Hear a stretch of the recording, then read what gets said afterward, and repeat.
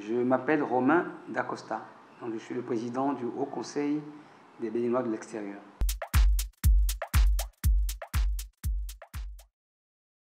De quoi s'agit-il?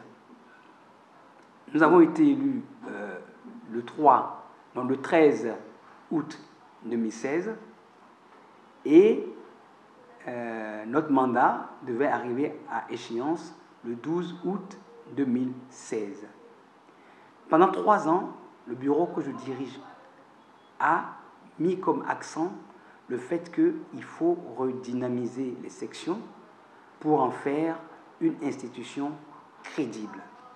2016, Assemblée générale, sur le thème d'état des lieux, pour comprendre comment les sections fonctionnaient et les redynamiser, avec des recommandations avec lesquelles les sections sont parties en décembre 2017.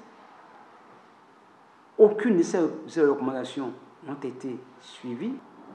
Nous n'avions encaissé aucune cotisation jusqu'en décembre 2017, exception de la Côte d'Ivoire et de l'Italie qui ont donné 1 an de cotisation chacune.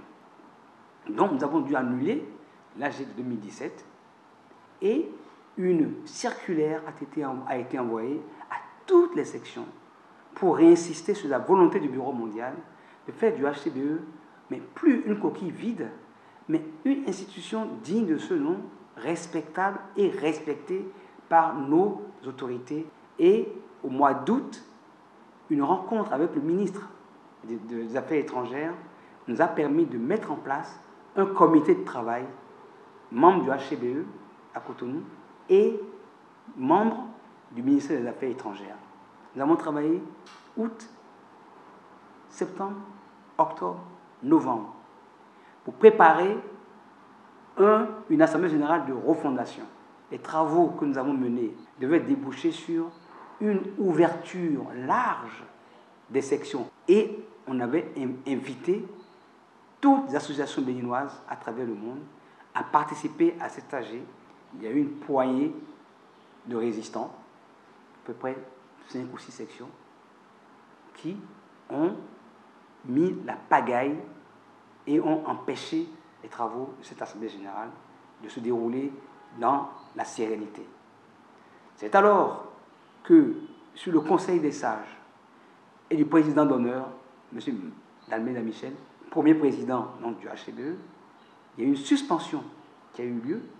Et cette suspension, après les tractations, on a débouché sur une résolution qui imposait, cette résolution, je peux vous la présenter. Cette résolution exigeait un certain nombre de choses que les sections doivent accomplir avant que le Bureau mondial ne puisse convoquer l'Assemblée générale de fin de mandat.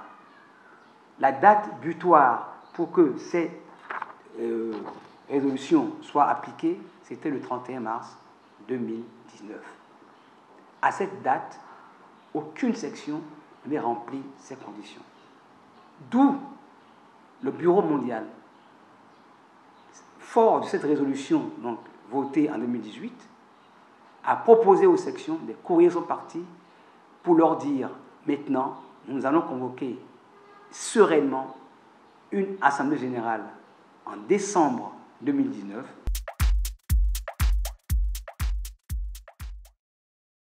Nous étions donc sur cette réflexion quand mon délégué général des États-Unis, membre du conseil de coordination Zone Amérique, écrit au vice-président et lui dit au nom du conseil de coordination, je vous donne l'injonction de convoquer une assemblée générale. Mon vice-président, il a préféré agir tout seul contre la volonté du bureau et a convoqué une assemblée générale.